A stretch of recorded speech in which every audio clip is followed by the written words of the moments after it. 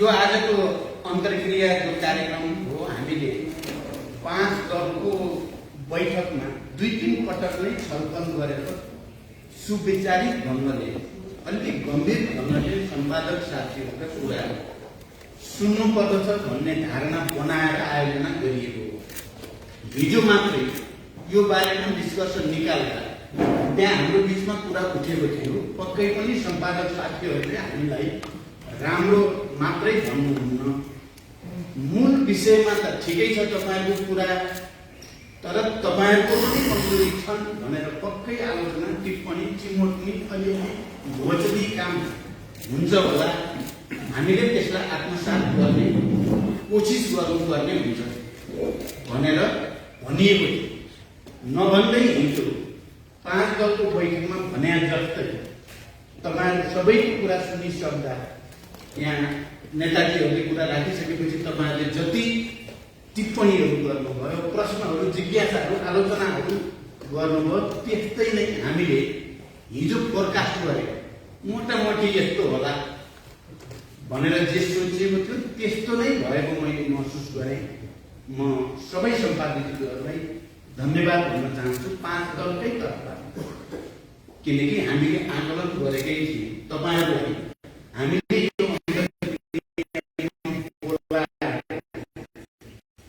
हामीलाई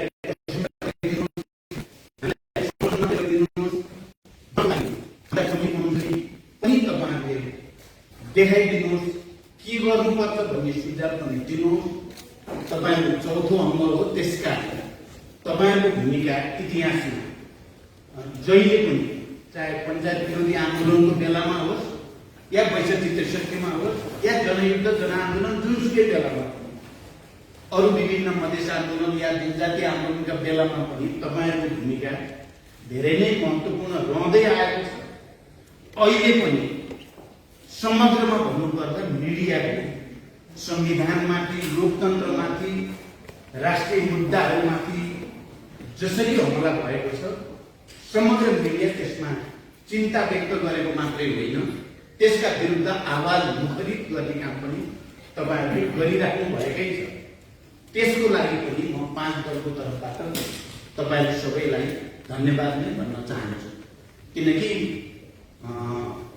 यसै पनि चौथो अङ्ग भन्दा भन्दै पनि त्यो खबरदारी गर्ने अङ्ग नै हो।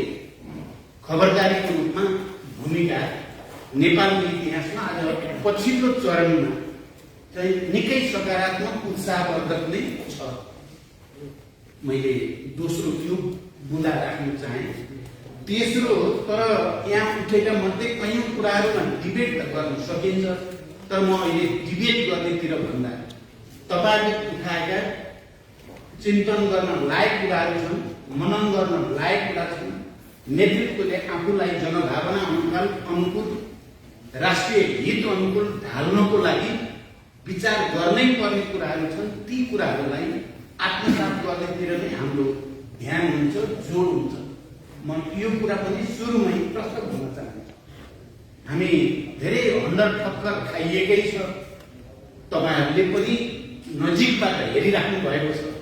नेतृत्व पङ्क्तिमा हुनुको नाताले हामीले चाहिँ कम पीडा, कम अप्ठ्याराहरूको सामना गरेको स्थिति होइन।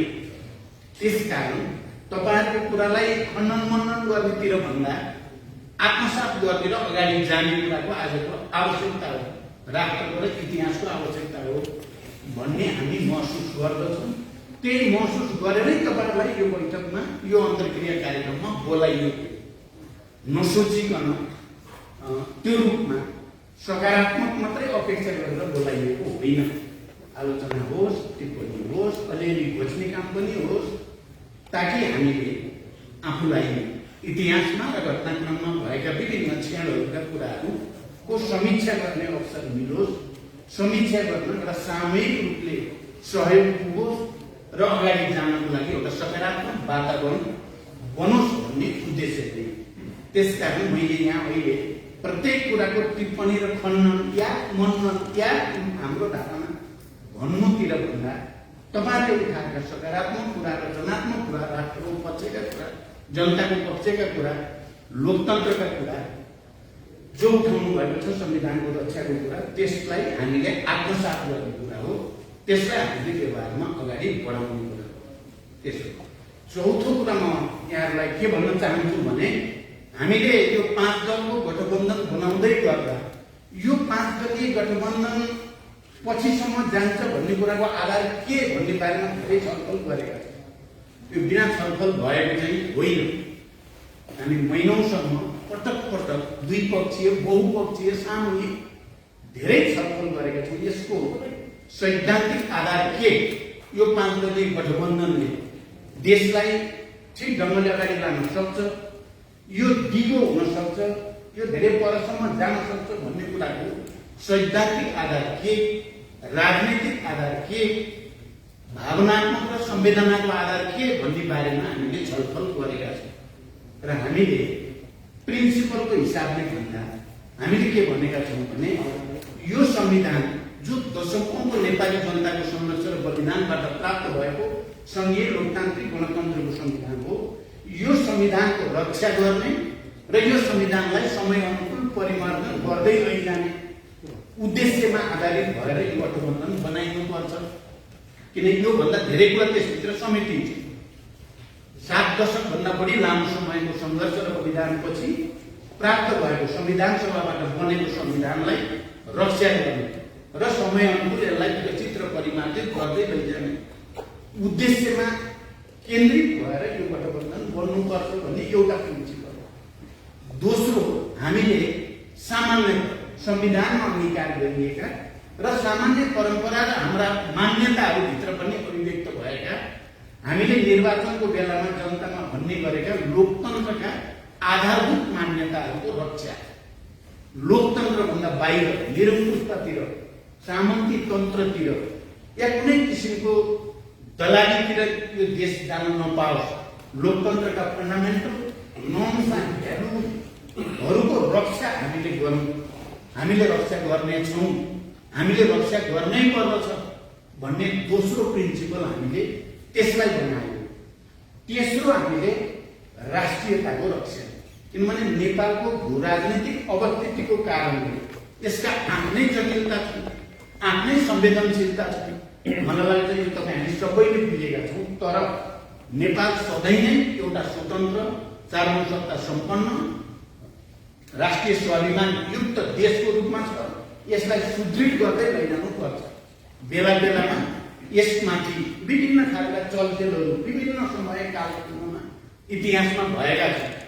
सुगौली सन्धि अङ्ग्रेज भारतको बेलादेखि अहिलेसम्मको इतिहासका घटनाक्रमहरू र मोडहरू हेर्ने हो भने धेरै किसिमका सङ्घर्ष, जटिलता र चुनौतीको सामना गरेर नेपाल अहिले यहाँनिर छ। त्यसकारण नेपाल राष्ट्रको स्वतन्त्रता र स्वाधीनताको रक्षा गर्ने कुरा हाम्रो अर्को प्रिन्सिपल आधार हुन्छ, अर्को एउटा सैद्धान्तिक आधार हुन्छ, जसले यो गठबन्धनलाई अलि परसम्म लैजान सक्छ। त्यहाँ हामीले यी सिद्धान्त, मूलभूत सिद्धान्तमा पहिला हामी सहमत हौँ कि होइनौँ, हामी यसमा सहमत भयौँ भने अलि परसम्म लान सकिन्छ।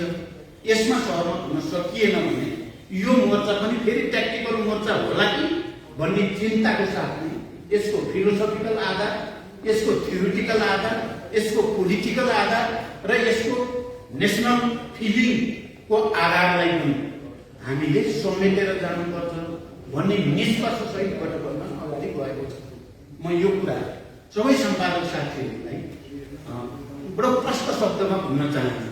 यो अकारण वा चाहिँ एउटा हुन्छ नि, प्रधानमन्त्री एउटा हटाउने अर्को बनाउने कतिपय बेला अब सोसियल मिडियामा खास गरी बडो तलबाट पनि चिजहरू आउने गरेको छ। यो प्रधानमन्त्री हुने नै खेल मात्रै हो भने जस्तो गरी त्यस्तो होइन। यो प्रधानमन्त्रीका निम्तिको सङ्घर्ष होइन, यो संविधान, लोकतन्त्र र राष्ट्रको हितको पक्षमा उभिने र नउभिनेको बिचको लडाइँ, यो सिस्टम बचाउने या नबचाउने भन्नेको बिचको लडाइँ हो। र हामीले यसलाई केही रूपमा बोल्नुपर्छ भन्नेमा हामी 5 दलको बिचमा राम्रो समझदारी भएपछि हामी अगाडि बढेका हौँ। यद्यपि 5 दलको सबैको स्थिति एउटै छैन। तपाईँहरूले देखिराख्नु भएको छ, हामी नेपाल कम्युनिस्ट पार्टी नेकपा थियौँ, अब अहिले त्यो नेपाल कम्युनिस्ट पार्टी नेकपा झन्डै डिफ्याक्टो डिफेक्टो 3टा पार्टी जस्तो भएको छ। हामी चाहन्छौँ नेपाल कम्युनिस्ट पार्टी नेकपा नै रहोस् र त्यहीबाट निरङ्कुश प्रवृत्तिका विरुद्ध सङ्घर्ष सुरु गरेर त्यो प्रवृत्तिलाई परास्त गर्ने कोसिस गरिएको थियो। विभिन्न चिजहरू भए, म त्यतापट्टि अहिले लामो व्याख्यातिर जान पनि चाहन्छु। तर डिफ्याक्टो त हामी अहिले 3टा छौँ। त्यो यसरी हेर्दा 5 पार्टी मध्ये नेपाली कङ्ग्रेस सभापति शेरबहादुर देउवाजी, रामचन्द्रजी सबै नेताहरू यहाँ हुनुहुन्छ। उहाँहरूलाई केही पार्टीगत समस्या छैन। अब अलिअलि पार्टी भएपछि आन्तरिक हुने कुरा स्वाभाविक कुरा।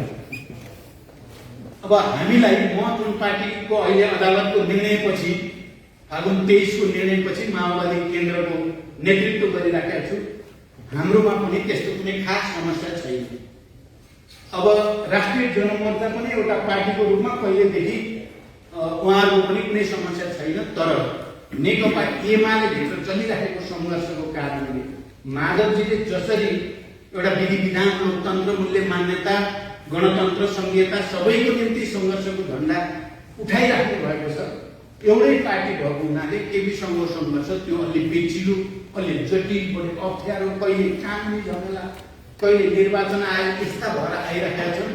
हामी 5 पार्टीको फेरि के छ भने माधवजीलाई परेका अप्ठ्याराहरूमा हामी सबै सकारात्मक ढङ्गले सोच्नुपर्छ र उहाँले जुन मुद्दा हामी सबै एक ठाउँमा केन्द्रित छौँ त्यो मुद्दाको आधारमा अगाडि बढ्न सहज बनाउने कोसिस हामीले गर्नुपर्छ। त्यही कुरा उपेन्द्र यादवजीले नेतृत्व गरेको जनता समाजवादी पार्टीको हकमा पनि छ। त्यहाँभित्र पनि निकै जटिल र चुनौतीपूर्ण अन्तर्सङ्घर्ष चलिरहेकै छ। र अहिले पछिल्लोचोटि जसरी सरकारको गठन, पुनर्गठन इत्यादि चाहिँ बडो असंवैधानिक, बडो अलोकतान्त्रिक, मूल्य मान्यता विहीन ढङ्गले आयो, त्यस्तो बेलामा उहाँले जुन सङ्घर्षको झण्डा उठाइराख्नु भएको छ त्यसमा उपेन्द्रजी लगायतको टिम जो त्यसको निम्ति सङ्घर्ष गरेको छ उहाँहरूलाई पनि हामी सबैले सामूहिक ढङ्गले नै सहयोग गर्नुपर्छ भन्ने मान्यता पनि बनाएका छौँ। त्यसकारण यो कति समय जाला भन्दा अहिले पनि हामी यहाँ कुरा गरिराखेका छौँ। यसलाई हामीले यो सिद्धान्त र मान्यताभित्र रहेर दिगो रूपमा लिएर जानुपर्छ। एउटा चुनावको लागि एक प्रधानमन्त्री केपी ओलीलाई हटाउनको लागि मात्रै हुनु हुँदैन। संविधान, लोकतन्त्र र राष्ट्रियताको रक्षाको निम्ति धेरै परसम्म जाने हामी कोसिस गर्नुपर्छ। र हामीले के भनेका छौँ, इतिहासको मूल्याङ्कन गरेर भने त्यो आधार छ है, हामीले त्यो गर्न सक्छौँ। किनकि नेपाली कङ्ग्रेस पछिल्लो सङ्घीय लोकतान्त्रिक गणतन्त्रको आन्दोलनमा भनौँ, गणतन्त्रको आन्दोलनमा मुख्यतः नेतृत्व गरेको पार्टी हो। अहिले गिरिजाबाबु हुनुहुन्न, शेरबहादुर त्यो ठाउँमा हुनुहुन्छ, तर गणतन्त्रको निम्ति सङ्घर्ष गरेकै पार्टी हो। शान्ति सम्झौतामा हस्ताक्षर गरेको पार्टी हो। र त्यसकारण त्यो पार्टीले यो संविधानको रक्षा, गणतन्त्रको रक्षा, यो परिवर्तनको रक्षामा भूमिका खेल्ने ऐतिहासिक आधार छ। कमरेड माधव कुमार नेपाल त्यति बेला चाहिँ गणतन्त्रको निम्ति आन्दोलन गर्ने मध्येको एकजना नेता, 12 मध्ये समझदारी ड्राफ्ट गर्ने मध्येको एकजना नेता, बुटोलबाट सुरु गरेर राजतन्त्र विरोधी आन्दोलनको सङ्घोष गर्ने नेता पनि हो उहाँ। केपी ओलीजी के गर्नु हुनुहुन्थ्यो त्यति बेला भने तपाईँ हामी सबैलाई थाहा छ, मैले भनिराख्नु परेन। उहाँ के भन्नुहुन्थ्यो त्यो आन्दोलनलाई, माधवजी के भनेर त्यो आन्दोलन अगाडि बढाउन चाहनुहुन्थ्यो। र हिजो जनयुद्धमा हुँदै गर्दा, भूमिगत हुँदै गर्दा हाम्रो पटक पटक भएका भेटघाट कुराकानी सबैले 12 बुँदे समझदारी र शान्ति सम्झौता आधार बनाएको हुनाले पनि हाम्रो यो एकताको आधार ऐतिहासिक पनि छ। अहिले भएको संविधान रक्षा मात्रै कुरा होइन, यो परिवर्तन ल्याउन खेलेको ऐतिहासिक भूमिकामा हामी जो जान्छौँ। उपेन्द्रजी हिजो त हामी आन्दोलनमा पनि सँगै नै थियौँ। पछि मधेस आन्दोलनको नेताको रूपमा उहाँले सबै खाले प्रतिक्रियावादी, अवसरवादी प्रवृत्तिका विरुद्ध र सबै खाले दबाव हस्तक्षेपको सामना गरेर आउनु भएको छ। त्यसकारण उहाँसँग पनि हाम्रो गठबन्धनको ऐतिहासिक आधार छ। राष्ट्रिय जनमोर्चा त्यसरी नै निरन्तर आफ्नो मान्यताभित्र रहेर सङ्घर्ष गर्दै आएको हुनाले चाहिँ यहाँ जे तपाईँ देख्नुहुन्छ नि 5 वटा, अहिले हेर्नु त उस्तै उस्तै हुने क्या नेता भन्न पनि तपाईँहरूले भन्नु पनि भयो, यो पनि उस्तै त हुने, तर उस्तै होइनन्। म भन्छु उस्तै होइनन्। केपी ओलीले बयलगाडाको सिद्धान्त प्रतिपादन गर्दै गर्दा माधव नेपाल गणतन्त्रको निम्ति झन्डा उठाएर हिँड्नु उस्तै उस्तै हो। हामी म म भन्छु प्रधानमन्त्रीको बारेमा थोरै प्रश्न उठ्ने बित्तिकै सजिलै प्रधानमन्त्री त्याग्ने प्रचण्ड प्रधानमन्त्री त्याग्नुभन्दा देशै डुबाइदिन्छु भन्ने केपी ओली उस्तै हो। यो तपाईँहरूले सोच्दाखेरि त पक्कै सोच्नु भयो होला, यी पनि उस्तै हो। शेरबहादुर देउवा र प्रचण्डहरूको बिचमा सहमति हुँदा सजिलै सहमति पालन गरेर छोड्ने, अर्कोले नै छोड्ने उस्तै हो। तपाईँ विचार गर्नुहोस् कसरी उस्तै हुन्छ भने।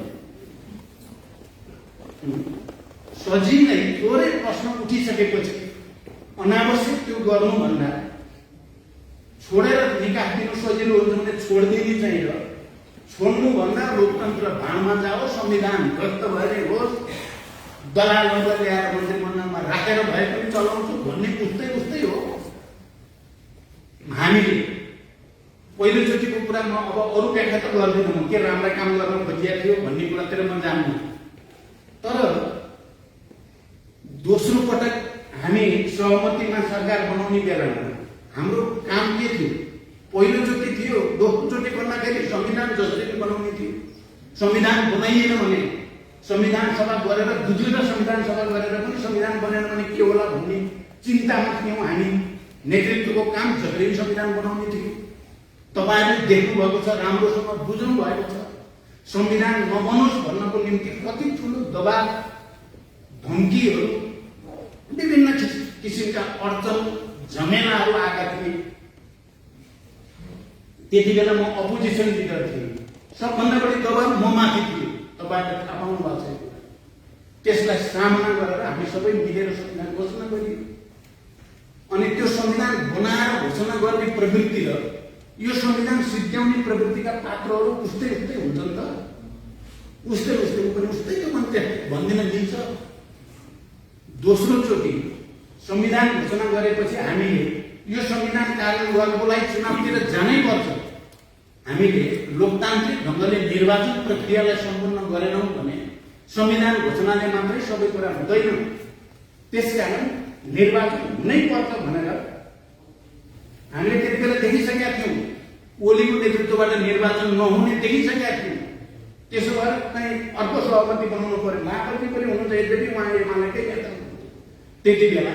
तर केपी ओलीबाट हुँदैन है। अब चिजहरू उल्टो जान थाल्यो भनेपछि हामीले कहीँ न कहीँ नयाँ ढङ्गले सोच्नुपर्ने स्थिति आयो। हामीले निर्वाचन गऱ्यौँ। तपाईँहरूले भन्न सक्नुहुन्छ त्यो निर्वाचन धाँधली भएको थियो, षड्यन्त्र भएको थियो। यही हामी नेता भन्ने त्यति बेला प्रधानमन्त्री भएका म अथवा शेरबहादुर अथवा अरू कोहीको ध्यान चाहिँ आफ्नो गुट आफैलाई मात्रै गर्ने भन्ने थियो कि संविधान कार्यान्वयनको निम्ति लोकतान्त्रिक निर्वाचन चाहिँ सम्पन्न गरौँ भन्नेमा थियो। त्यो भनेर अनि यसलाई सिद्ध्याउन खोज्ने उस्तै कसरी भयो मैले चाहिँ बुझिनँ क्या। तपाईँहरूले चाहिँ भन्नुभएको छ, भन्न नि पाउनुहुन्छ। भन्नुभएकोमा स्वागत पनि गरिसकेँ मैले। तर मैले पनि अलिकति त भन्ने भएँ, उस्तै हो त।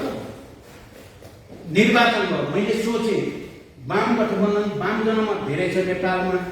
वाम गठबन्धन गरेर र जनतालाई मन छुने गरिकन प्रतिबद्धता व्यक्त गरेर सबै वर्ग तह तबकालाई सामाजिक न्याय दिने, आर्थिक सुविधा दिने, विधि विधान अनुसार चल्ने भन्ने आधारमा गठबन्धन गर्यो भने देशमा राजनीतिक स्थायित्व होला भनेर सोचेर सहमति गर्ने प्रधानमन्त्री पाएको, प्रधानमन्त्री छोडेको छु मैले। तपाईँले त्यो कुरा चाहिँ कहिले पनि भन्न नरुचाउनु भएको हो कि भन्यो भने प्रचण्डलाई समर्थन गरेको देखिन्छ भन्ने ठान्नु भएको छ कि? मैले त 5 वर्ष प्रधानमन्त्री पाउनेवाला थिएँ चुनावपछि पनि। मैले भयो जे जनताको अगाडि गरेको प्रतिबद्धता भन्न बाहिर जानु हुँदैन। प्रधानमन्त्री ठुलो कुरा होइन, प्रधानमन्त्री त आउँछ जान्छ भन्नु र भएको सहमति जति लट्याएर कुर्सीको निम्ति जे पनि गर्ने केपी ओली उस्तै हो त भने तपाईँहरूले पनि उस्तै भनिदिनु भने त हामी त साह्रै ठुलो अन्यायमा पर्ने भयो। अब हामीभन्दा राम्रा नेता ल्याउन सकिन्छ भने त हामी छोड्न तयार छौँ। ल भन्नुहोस् आजै तिमीहरूले सकेनौ हामी गर्छौँ भन्नुहुन्छ भने पनि ठिकै छ। अस्ति के भयो भने एउटा कुरा भनेर म एउटा प्रश्नबाट टुङ्ग्याइदिनु। जुन दिन अदालतले अलिकति सकारात्मक ढङ्गले संविधानको पक्षमा गर्ने सङ्केत पाएपछि प्रधानमन्त्रीले राति एउटा अपिल निकाल्नुभयो। तपाईँ हामी सबैलाई थाहा छ। खास गरी माधवजीहरूलाई सम्बोधन गरेर एकता गरौँ, जसरी एकता गरौँ, के गर्न पर्छ, के अरे जेठ 3 गते पहिला फर्किन तयार छु। अब उहाँ जे पनि तयार हुनुहुन्छ, मलाई चाहिँ अब कण्ठ भयो, कमसेकम मलाई चाहिँ कण्ठ भयो। मैले चिनेको माधवजीलाई बढी हो, केपीजीलाई बढी चिने होइन। यो 3 वर्षमा राम्रो चिने र सङ्घर्ष पनि हामीले सुरु गर्यो। फेरि उहाँको गलत प्रवृत्तिका विरुद्ध सङ्घर्ष गर्नु सही थियो कि थिएन, सङ्घर्ष किन गरियो, सुविधा लिनु त त्यही सजिलो थियो नि त्यति बेला। तर संविधान, लोकतन्त्र, मूल्य, मान्यता, जनता, राष्ट्र सबै बर्बाद हुने गयो बुद्धिले भनिपछि विद्रोह गरी। अस्ति चाहिँ त्यसको भोलिपल्ट उहाँले मलाई फोन गर्नुभयो र सोध्नुभयो, उहाँले तपाईँ शेरबहादुरमा बोकेर काङ्ग्रेसलाई बोकेर अब हामीलाई सिद्ध्याउन हिँड्नु भएको छ भन्नु। अनि वामपन्थीको सरकार सिद्ध्याउने, काङ्ग्रेससँग मिलेर सरकार बनाउनेमा पुग्नुभयो होइन तपाईँ भन्नुभयो उहाँले। मैले कङ्ग्रेस त अहिले तपाईँभन्दा 100औं गुणा वामपन्थी, लोकतन्त्रवादी, क्रान्तिकारी भएर आयो गर्नुहुन्छ के? मैले भनेको ठ्याक्कै यही हो। काङ्ग्रेस धेरै वामपन्थी, ऊ त संविधानको रक्षा गर्ने भएर बिचरा चाहिँ अडिया छ। तपाईँ संविधान सिद्ध्याउँदै हिँड्नु भएको छ। काङ्ग्रेस लोकतन्त्रको रक्षा गर्ने भनेपछि तपाईँ लोकतन्त्र सिद्ध्याउँदै हिँड्नु भएको छ। कङ्ग्रेसले तपाईँलाई चाहिँ विदेशीको टाङमुनि छिर्यो भनेर चाहिँ भन्छ, तपाईँ टाङमुनि छिर्नु भएकै छ। छिर्या मात्रै होइन, पुरै आत्मसमर्पण गरेर दलालहरू ल्याउन थाल्नु भएको छ। अनि काङ्ग्रेस चाहिँ दक्षिणपन्थी, तपाईँ चाहिँ वामपन्थी। कहाँनिर हुनुभयो भन्नुहोस् न, प्रमाणित गर्नुहोस्। काङ्ग्रेस दक्षिणपन्थी, तपाईँ चाहिँ वामपन्थी हो। तपाईँलाई वामपन्थी ठानेरै गठबन्धन गर्न खोजे हो। तपाईँले सही गरेको पनि त्यस्तै गर्छ भनेपछि भाषण धेरै नगर भन्नुभयो उहाँले। फोनमा हो कुरा। म अहिले के ठान्छु भने यो गठबन्धन कुनै अवसरवादी गठबन्धन होइन, यो लोकतन्त्रवादी, लोकतन्त्रवादी र वामपन्थीहरूको गठबन्धन। 46 सालको आन्दोलन लोकतन्त्रवादी र वामपन्थीको कारणले पञ्चायत आयो। 62-63 वामपन्थीको लोकतन्त्रवादीको मोर्चाले नै राजतन्त्र परास्त भएको थियो। अहिले पनि वामपन्थी र लोकतन्त्रवादी मिलेर जानुपर्ने परिस्थिति केपी ओलीको निरङ्कुशताको कारणले झन् सिर्जना भयो। हामीले आत्मसमीक्षा गर्ने मौका पायौँ। त्यस अर्थमा केपी ओलीलाई धन्यवाद दिन्छ। नेगेटिभ रोल खेलेर नेपाल राष्ट्रका सबै सकारात्मक शक्तिहरूलाई फेरि एकचोटि एक ठाउँमा आउने वातावरण बनाइदिएकोमा उहाँलाई धन्यवाद। उहाँले जो भिलेनको भूमिका खेल्नुभयो नि राष्ट्रमा, अब त जनताले यो भिलेन हो त भन्ने थाहा पाउनु भएको छ। जनतालाई पनि थाहा भइसकेको छ। त्यसकारण यो गठबन्धन कुनै चाहिँ सिद्धान्तहीन गठबन्धन, खाली स्वार्थको लागि मात्रै गठबन्धन होइन। यो 46 सालको ऐतिहासिक जनआन्दोलनदेखि सुरु भएर विकसित हुँदै आएको, बेला बेलामा जिगज्यागहरूभित्र छिर्दै र देशलाई सकारात्मक परिवर्तनको दिशातिर लान अगाडि बढेकै गठबन्धन हो यो। त्यहाँ यसमा शङ्का गर्नु पर्दैन। म यहाँहरूलाई विशेष रूपले अपिल गर्न चाहन्छु, तपाईँहरू भरोसा गर्न सक्नुहुन्छ। यो त फेरि राजनीति भनेको विकासक्रम अलिकति घुमघुमाउमै हुन्छ, सिधा र सरल रेखामा हुने जात पनि होइन। यसमा उतार चढावहरू हुन्छन्, केही भुलहरू हुन्छन्, गल्तीहरू पनि हुन्छन्। त्यसबाट सिकेर राष्ट्र र जनताको लोकतन्त्र र परिवर्तनको पक्षमा उभिनेहरू अगाडि बढ्दै जान्छन्। पछाडि नेगेटिभली सोच्ने, प्रतिगामी ढङ्गले सोच्नेहरू पतन हुँदै जान्छन्। यही त राजनीतिको नीति हो। र मैले सधैँ भन्ने गरेको छु, अब नेताहरूलाई आलोचना गर्नु पनि पर्छ। तपाईँहरूको त ड्युटी नै छ खबरदारी गरिराख्नु। तपाईँहरूको धर्मभित्रै पर्छ त्यो। त्यस कारण तपाईँहरूले गरेकोमा त हामीले गम्भीरतापूर्वक ध्यान दिनै पर्छ, दिन्छौँ पनि। तर एउटा प्रवृत्ति फेरि हुर्किन नपाओस् भन्ने कुरा हामी सबै सतर्क हुनुपर्छ भन्ने पनि म राख्न चाहन्छु। नेताहरूको अलिक बढी नै हुरुमक लिने गरियो र सबै नेता उस्तै हुन् भन्ने मानसिकता देशभरि बन्न गयो भने निकै ठुलो पोलिटिकल भ्याकुम र निकै ठुलो फ्रस्ट्रेसन जनतामा आउन सक्छ। र त्यो फ्रस्ट्रेसन चाहिँ लोकतन्त्र मात्रै होइन, देशकै भाग्य भविष्यलाई अप्ठ्यारो पार्न पनि सक्छ। यो पछि पक्कै तपाईँहरूले नै विचार गर्नुभएकै छ र त हामीलाई समर्थन गर्नु भएको छ। गाली गर्दै नै समर्थन गरेको त्यही भएर होला भन्न नत्र किन गर्नुहुन्छ त? ठिकै, मुद्दा त तपाईँहरूले उठाएको ठिकै छ। किनभने मैले इतिहासमा कतिपय कालखण्डमा ठुल्ठुला क्रान्ति आन्दोलनका क्रममा एउटा प्रवृत्ति विदेशी शक्तिहरूले खास गरी चाहिँ कुनै थर्ड वर्ल्ड कन्ट्रीलाई कन्ट्रोल गर्नु पर्यो भने त्यो देशका नेताहरूप्रति यति घृणा फैलाइदिने जनताको नजरमा यी नेता सब बेकार छन्, यी सब भ्रष्ट छन्, यी कुनै काम लाग्दैन भनिदिएपछि अनि त्यो देश कब्जा गर्न सजिलो हुन्छ।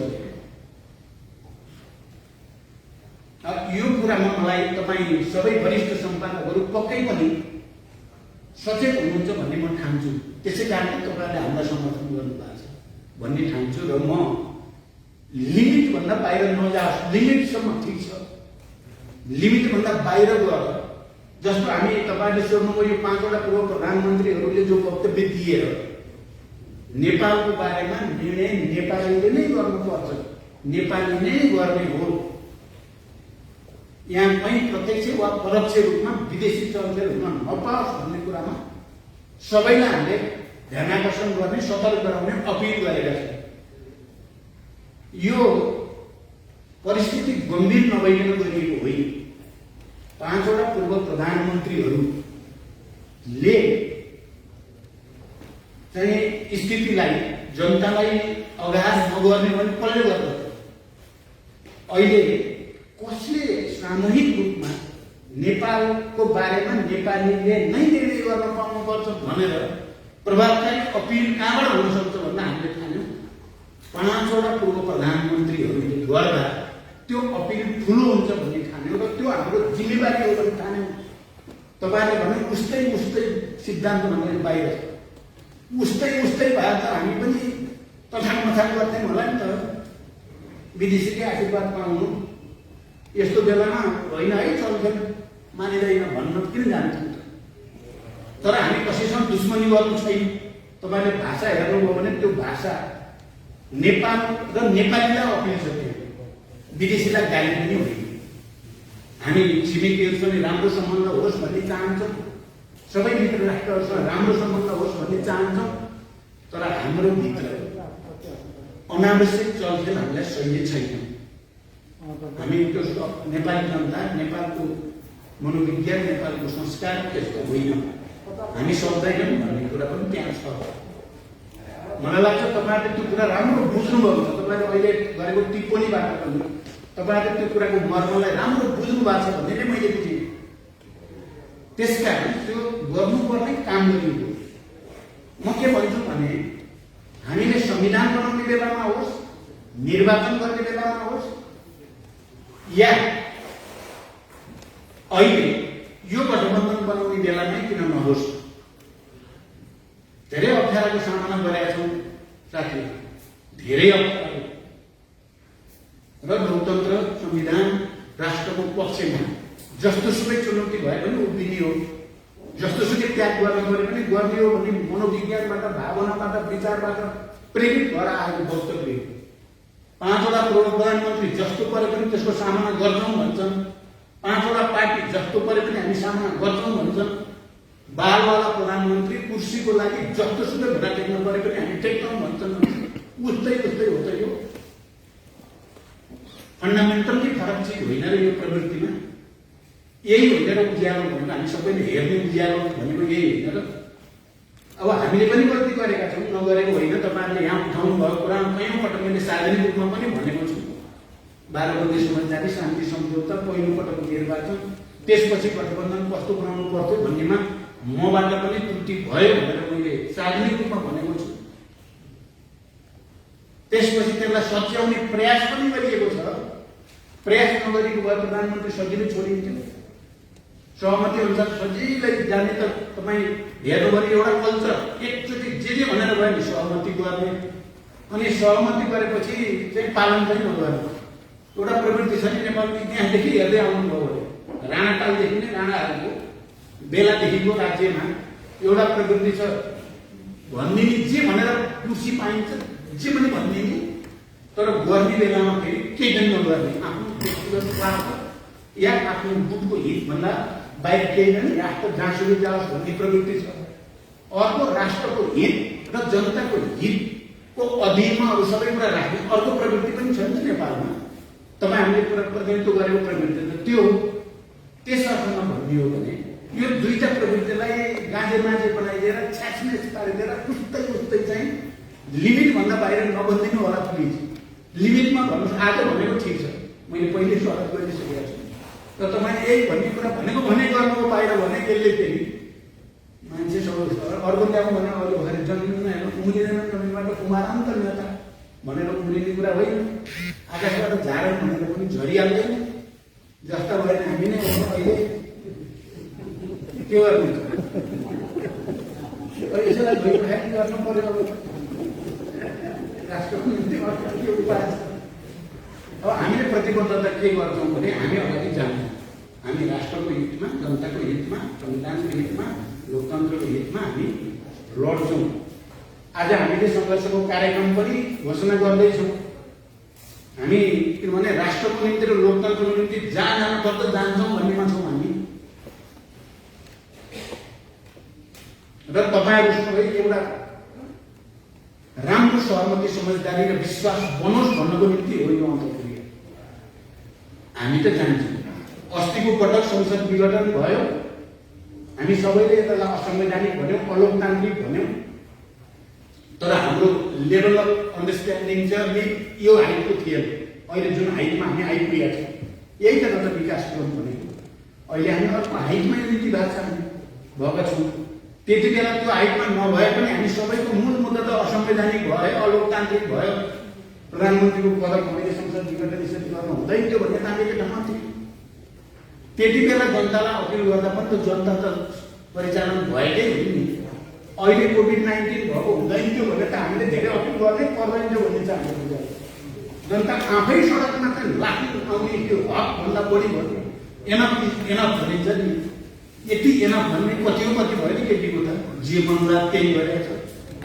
बाटाबाट मन्त्री बनाएको छ, जो दलाल छ तिनीहरूलाई ल्याएको छ। संविधान मूल्य, मान्यता, आदर्श, निष्ठा केही पनि छैन। आइन स्टेट भनेको छ, हिँडेको छ। अझ गति स्वीकारेको सरकार अझै पनि चाहिँ अब घटा विचित्र लाग्छ। हामी हाइस्ट अर्डर म्यान चाहिँ तपाईँ जस्तै हो। हामीलाई त लाज हुन्छ।